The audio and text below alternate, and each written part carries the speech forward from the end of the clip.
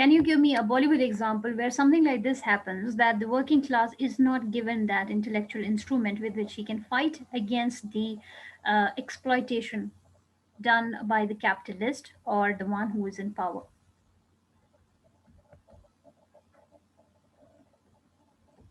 But he or she makes use of other means of rebellion. Have you seen this movie Ladla, starring Sri Devi and Anil Kapoor? So they are working in this factory that's owned by Sri Devi. And Anil Kapoor is the leader of the labor union that he constitutes. So he is the one who begins that who starts that union, labor union, which is a union collection of people, collection of working class, but not intellectually sound. But that does not mean that they do not have a conscience, that they're not conscious about authority or authority manipulating their labor. They're conscious of the manipulation of their labor. So, what do they do next? They make use of unions to fight against the capitalist without the use of intellectual instrument. But now, if somebody from the working class, now working class is not just the poorest of the poor.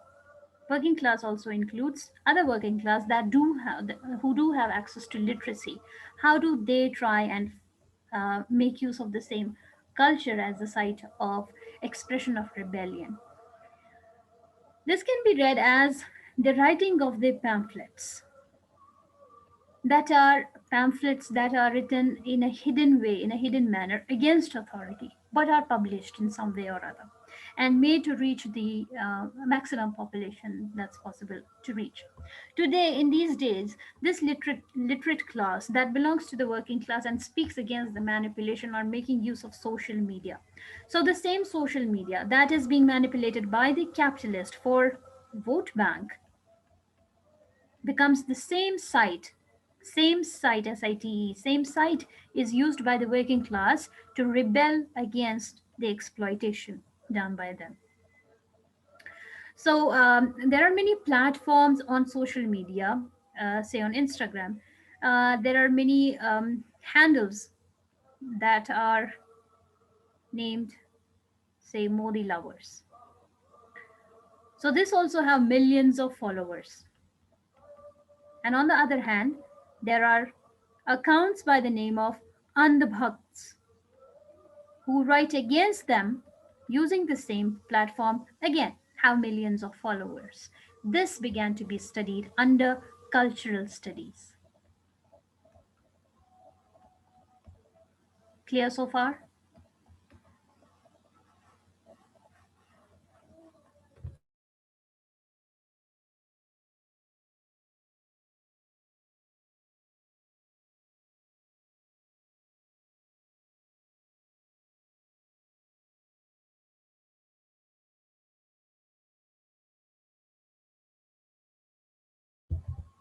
So, what comes next? We begin studying cultural studies from its historical point of view. Who was the first person to start doing this study of cultural studies?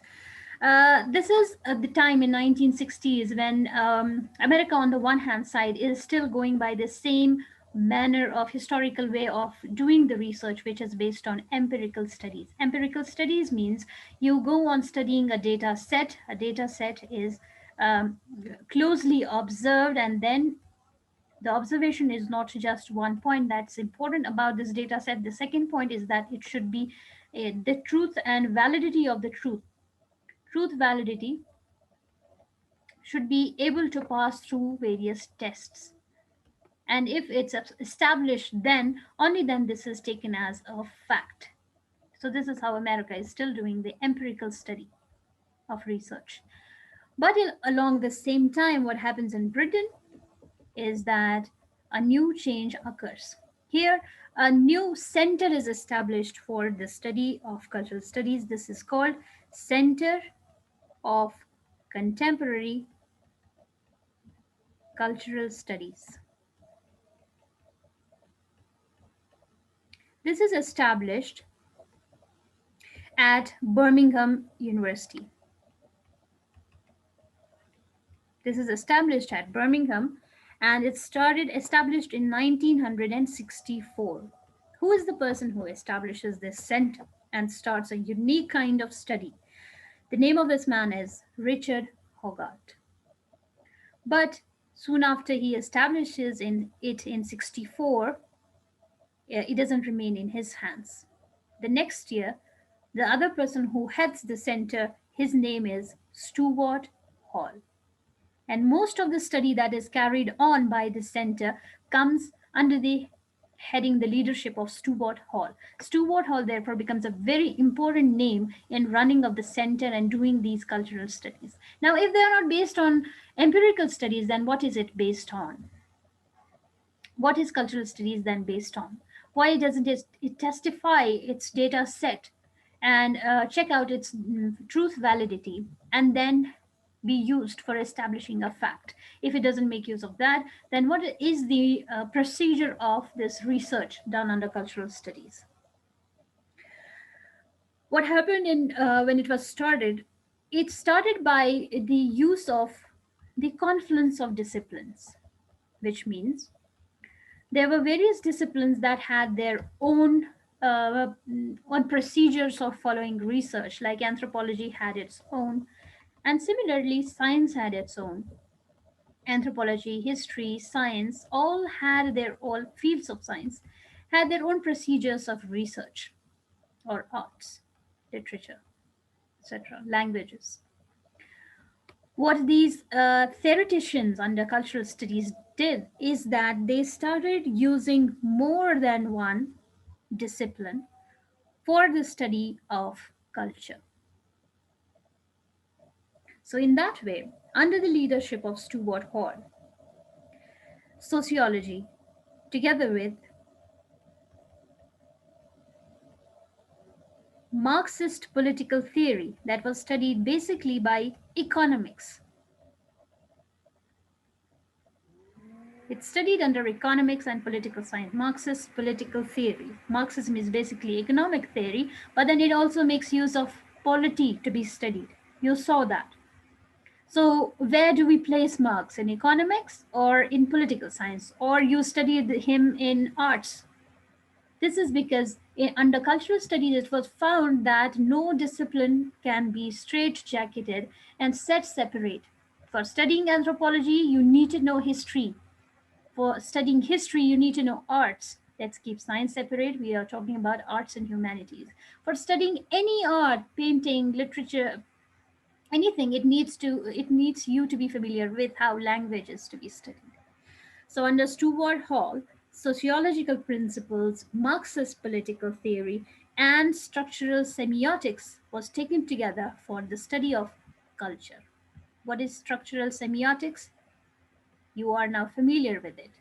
This is derivation of meaning by studying a particular structure. This comes under later on, this comes under changes because structuralism is replaced by post structuralism, and we find other theoreticians of cultural studies coming in and giving new research, doing new research on culture, and finding out new possibilities in culture and new arguments under and resistance against capitalism. How far have they been successful? We cannot say because even to this day, capitalism continues to exist. It only changes its face. So, if you have got power in your hand and you are making use of different ways of understanding, yeah, understanding power politics, those in power are also making changes in the use of their handles. They're also trying hands with the use of different tools to keep their hegemony, um, their hegemony to continue over ages. So then, after that, what do we see? What happens after they merge these together to analyze how culture was politically used as a tool to serve the people who are in power or who have authority? They also studied how the working class youth at that time, particularly youth, the working class youth was resisting the power. They were resisting the power by resisting norm. So, what does that mean? So, whatever was considered culturally normal began to be counteracted upon What was considered to be culturally normal began to be counteracted upon in order to resist. Simple examples of this are like we have studied this. So, the capitalist began the culture of jeans, working class youth began the culture of ripped jeans. So, it's the same site made use of for authority. What's the authority in making use of jeans? What's the authority? Because the capitalist is selling it, it's the product of the capitalist. What happens next? Working class youth start ripping them off. And what next? How does the capitalist continue to be a capitalist? He starts producing ripped jeans and makes it culture. So, wherever he is trying to go against the norm and set a new normal for himself, capitalist creates a style out of it. Therefore, your resistance is never registered. Do you get my point?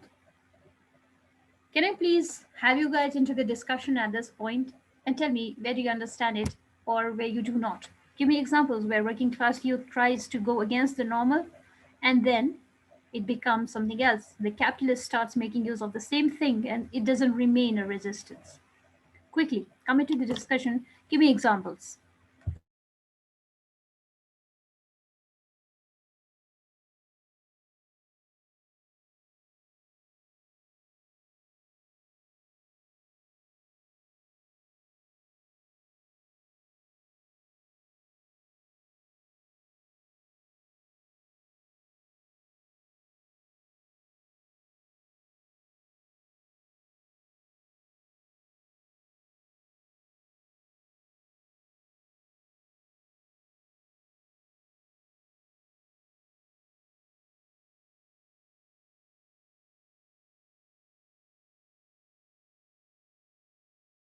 Don't waste my time quickly. I can give you examples. The sites of resistance are done through culture, and the examples of culture, there are many. Dress, music, art, rituals. Now, think of the resistance.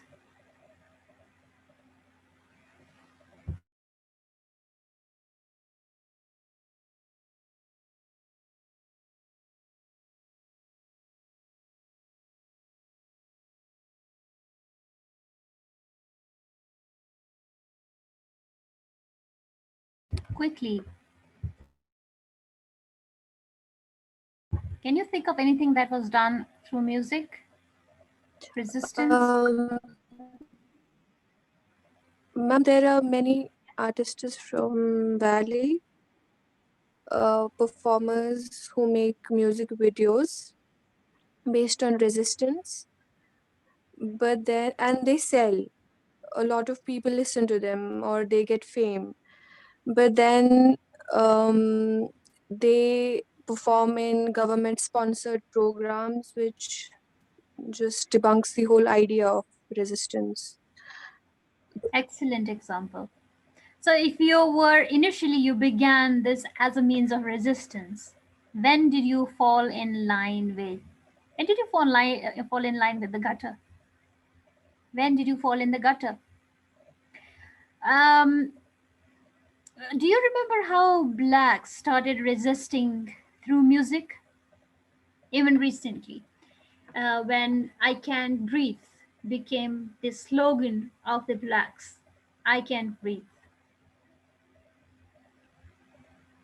How did protesters protest? They made use of music, they made use of art performances, they danced on the streets, and their dance is what represented their culture. That is not something that you ordinarily find in Hollywood. So initially, they began with the music that's now called jazz. That was their means of resistance. So if you like classical music, I am going to play noise and this will be my resistance. But what did the capitalists do? He accepted jazz and started making new songs that made use of jazz.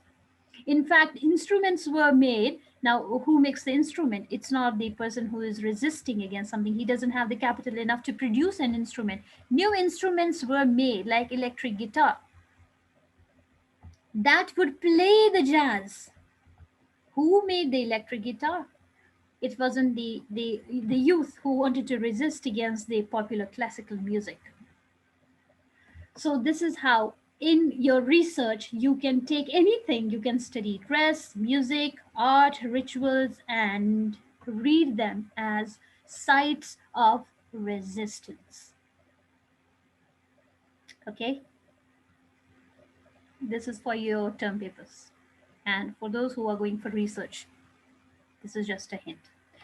Now, next in cultural studies is that there are twin perspectives that we opt in the study of cultural studies. What do we do in twin perspectives? The first perspective is that we study popular culture, which is popular culture studied through television or anything that is uh, consumed by masses together, that has a mass consumption. Mass consumption means the capitalist is being paid, or the pockets of the capitalists are being filled, right? So the first perspective sees it through the study of media. Television, films are studied in it, how film perform and counter-perform the act of resistance and establishment of hegemony. And the similar instruments that have an economic base or that are associated with the economy. For example, the ATM machines, economy. So, when did the economy become digitized? Do I have more power on my money now that it's digitized? Or is it that earlier on I did have something in my, actually, I had something in my bank account, but now I just have digits in my account? And I'm not sure if I actually have money in it, or is it just digits? And if I have, say, 250,000 in my account, it shows I have this much in my account, but then it doesn't allow me to take it out. Is it really there? Is it really there? What do you think? Do you think your money is there with the banks? It's not. So, this is what theory does to you. Has any of you thought about this before?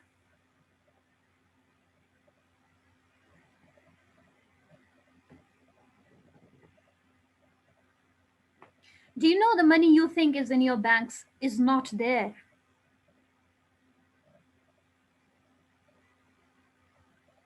Okay, for now, you don't have any money.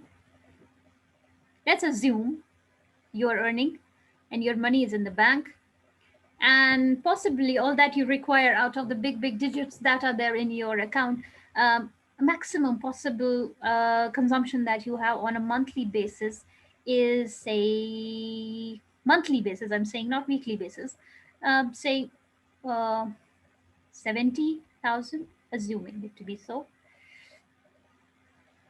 and you are allowed to take out of your ATM only a few bucks at a time. Or why? It's my money. I want to take all of it out. Why can't you? Because it's not with the bank. It has gone into, the bank accounts of the capitalists. Sorry to say, but this is how economy works. For economy to keep on functioning, the bank does not keep the money in your accounts, but it transfers it to the people who seek loans. So this capitalist is seeking a loan of 25 crores. So your two will help, right? So somebody else's two will help. Somebody else's two is taken out and given to him. That's why you cannot take out more than this at one point in time. So now not everybody will go and say, no, I want all my money at once now. So what do we lay? We lay trust on the banks. So the trust is that I'll give you some. So millions of people are giving it to the bank, and the bank is giving it to the capitalist. There are just one or three capitalists, but there are millions of those who have accounts in the bank. So this is how economy keeps running. The capitalist earns profits. After this profit, part of it is given back, not at one point in time. Part of it is given back to the bank. So whenever you say, I want to close my account, give me all my money back, he gives you out of the profits it has earned. Only one or two will say, I want to close my account. Not everybody will. Do you understand how banks work? So we are doing economics, not cultural studies today.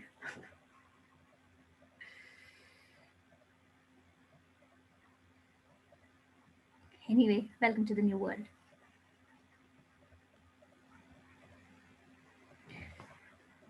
So what next? If this perspective is studying film, how economy works, or it studies the ethnic groups and how they start resisting, like I said, the songs on I Can't Breathe or the sloganeering, new sloganeering is done, and it's based on the different ethnicities. It's also based on how gender resistance happens, how ethnic resistance is studied through the same mass media or film. This is one perspective. And we see that in these large corporations, that is, we do not, when we come to the study of gender and ethnic studies, we also find that most of these capitalistic establishments are owned by men. So where are women? Mostly it's owned by men. So where are women? Why are women thrusted into domesticity too early? So we find that even this entertainment industry in general cannot help but assists in the reproduction of the social systems that are keeping up the ideologies of the capitalist. And TV, films, etc., are helping them, assisting them in reproduction of the system. Reproduction means this keeps on going for generations. It's called reproduction of the system.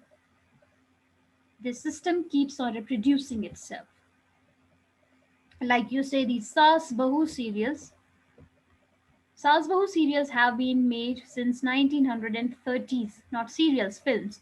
And the role of Saas continues to be that of a Saas Bahu, continues to be that of a Bahu, even in 2021. This hasn't changed. What has kept it running? Media, through the reproduction of social relations. Clear? Then also there are certain kind of imageries that are reproduced over and over again. These imageries also populate the ideas of the capitalist, and through the production of imageries, mass population is reached through media and films. If you are studying this, how popular culture maintains ideology or the domination of the capitalist class, this also comes under cultural studies. Then we see that the ideology is generated by people who are on the top. It's top of the pyramid. They produce ideas and they are broadcasted to the rest of the population through mass media.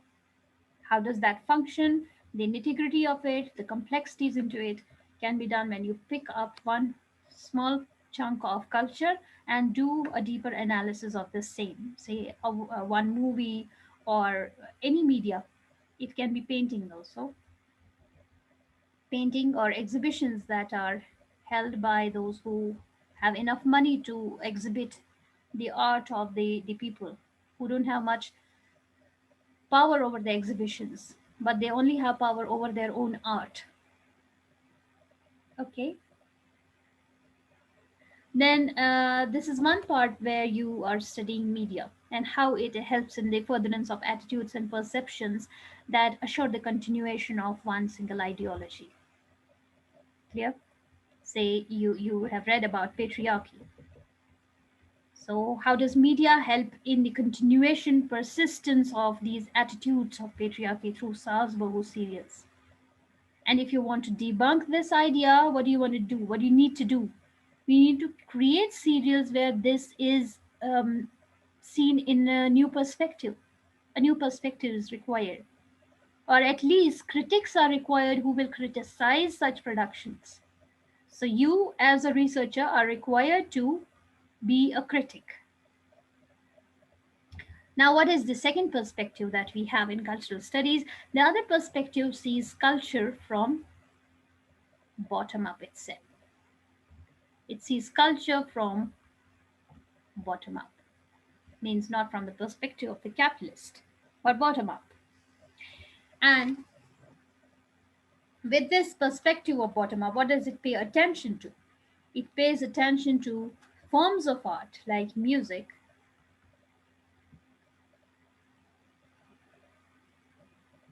and in music, it studies the music that is produced by the um, working class groups or powerless groups, and how this is made use of. Like I said in the initial part of our lecture, we began with two different kinds of music. One is jazz, one is classical. Now, this would be studying jazz as a means of resistance. Similarly, we had various kinds of art in literature, for example. So, literature was supposed to be written in one particular standard English language that follows standard rules of grammar. But when you start breaking them, you are one writing from working class group. Give me one example who belonged to the working class, did not follow the rules, broke the rules, and wrote in the language of the working class. We have D.H. Lawrence doing that. So this is when you start reading culture from bottom up. My language is what I know my language is. Or in Harry Potter, you see the language. What did we study? Engage in the language of Hagrid. Why is his language kept different from the language of rest of the people? So if we start watching whole of Harry Potter from the perspective of Hagrid, it would become a bottom up study. Okay, any questions?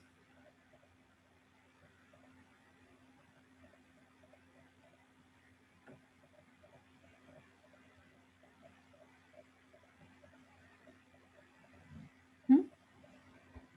What does this help in bottom up study of culture?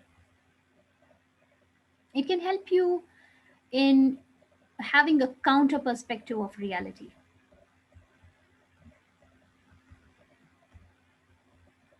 something you have not been questioning so far.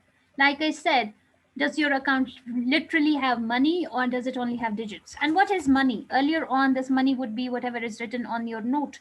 The note says, what does the note say?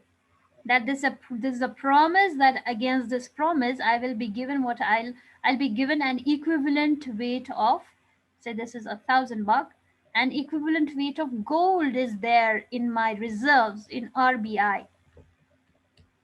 So if I have 2.5L, I will be given an equivalent value of gold from RBI whenever I wish to go and buy gold. An equivalent value of gold is there in your accounts, in your bank accounts. But these days, you must remember that if you want to debunk what's going on behind RBI doors, it's that your account has nothing but digits. There is no gold. There is no gold. Things are being digitized so that gold doesn't remain the standard. What is the standard right now? It's the dollars. But very soon, even dollar will not be a standard. Only digits will be the standard. So there we require a unit, say L, C, B. They will only remain units of counting, like dollar we have right now. Do you get my point? So what you have right now in your RBI accounts, Behind the doors, you have an equivalent value of dollars, not an equivalent value of gold. Did you make that promise with the bank? No, my promise was about the gold. When did this happen? You didn't know. You didn't know because things are not in your hands. It's in the hands of ministry. Okay, I end the lecture here. If you have anything to ask, quickly tell me, what did you understand? What did you not understand?